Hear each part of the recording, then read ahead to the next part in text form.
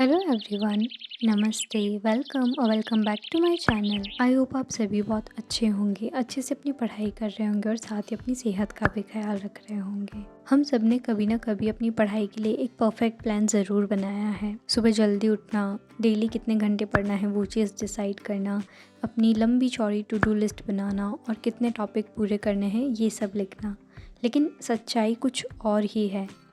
सच्चाई ये है कि कुछ ही दिनों में ये बनाया हुआ प्लान टूटने लग जाता है और फिर हमें लगता है कि शायद हम सही से नहीं कर पा रहे, सही से हम पढ़ नहीं पा रहे या फिर हम डिसिप्लिन नहीं हैं। अब असल में समस्या हमारे अंदर नहीं है, बनाए गए उस प्लान के अंदर है, जिसमें कि हम बहुत बड़े टारगेट्स रख लेते हैं। शुरुआत में ही खुद से इतनी उम्मीद कर लेते हैं कि एक ही दिन में सब कुछ बदल डालेंगे और फिर एग्जॉस्टेड होकर ज़्यादा से ज़्यादा 2-3 दिन उस टाइम टेबल को फॉलो कर पाते हैं और फिर वो टाइम टेबल टूट जाता है। हम कंसिस्टेंसी बना ही नहीं पाते। शुरुआत का जोश धीरे धीरे थकान और डिस्ट्रैक्शन से टूट जाता है। और सबसे बड़ी बात, हम टाइम टेबल को लचीला नहीं रखते। ज़रा सा बदलाव और पूरा सिस्टम बिगड़ जाता है। इसकी वजह से हम हमारे टाइम टेबल को परफेक्ट फॉलो करने के चक्कर में फॉलो ही नहीं कर पाते और ना उसको हम रिव्यू करते हैं कि किस तरह से हम उसे फ्लेक्सिबल बना करके अगर वर्क नहीं कर रहा है तो उसी में चेंजेस कर सकें, बजाय इसके कि उसको फॉलो करना ही छोड़ दें। अब अगर हम रिव्यू नहीं करेंगे तो हमें पता कैसे चलेगा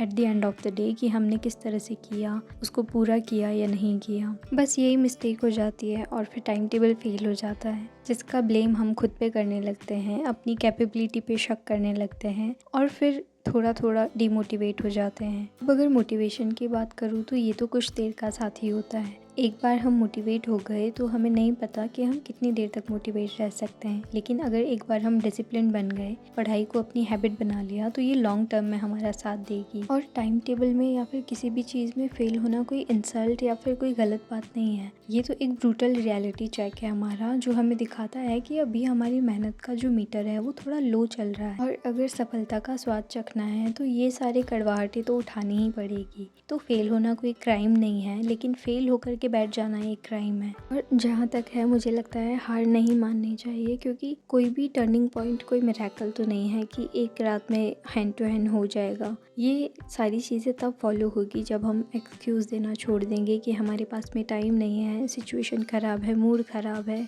या फिर रिसोर्सेज नहीं है। मानती हूँ कंसिस्टेंसी थोड़ी सी बोरिंग हमें लगती है, रोज़ वही स्केड्यूल फॉलो करना, वही किताबें पढ़ना, उन्हीं सवालों के जवाब देना, ये सब हमें बोरिंग लग सकता है। लेकिन जहाँ तक मेरा मानना है, सक्सेस कभी भी बोरिंग नहीं होती है। और ये बात भी सच है कि हमारा सबसे बड़ा दुश्मन और कोई नहीं होता, हम खुद होते हैं। हमारे एक्सक्यूज़ होते हैं, हमारा जो आलसीपन है वो हमारा सबसे बड़ा दुश्मन होता है।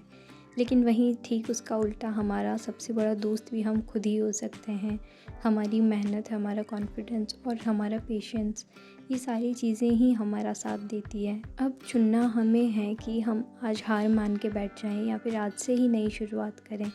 हमारी ज़िंदगी की कहानी की कलम सिर्फ हमारे हाथ में है, जो हमें लिखनी है। इसमें कोई और आपका साथ नहीं देगा। कोशिश करो, चाहे हालात कैसे भी हों, हम टूटे नहीं, क्योंकि हर टूटन के बाद में इंसान और ज़्यादा मजबूत बन जाता है। और याद रखो कि हमारा टाइम भी आएगा और उसके लिए हमें फ़ाइट करनी पड़ेगी हर रोज़, हर पल। कभी खुद से, कभी अपने डिस्ट्रैक्शन से, कभी अपने आलस से, कभी नेगेटिव थॉट से, पता नहीं किन किन चीज़ों से।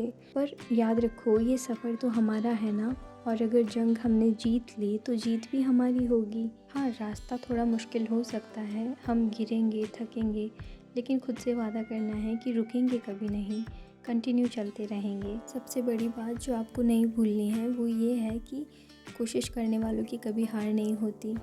तो आज से तय कर लो कि डर कर नहीं जीना, बहाने नहीं बना करके जीना और आज के काम को कल पर टाल करके नहीं जीना। अगर मेरी बातों में से एक भी बात आपको अच्छी लगी हो ना, तो इन्हें संभाल कर रखना, क्योंकि आज का वक्त तो निकल गया, क्या पता कल मुश्किल वक्त फिर आए और ये वर्ड्स उस टाइम हमें याद दिलाए कि हमें स्ट्रांग रहना है। हर रोज़ 1% ही सही, लेकिन बेटर बनना है खुद से।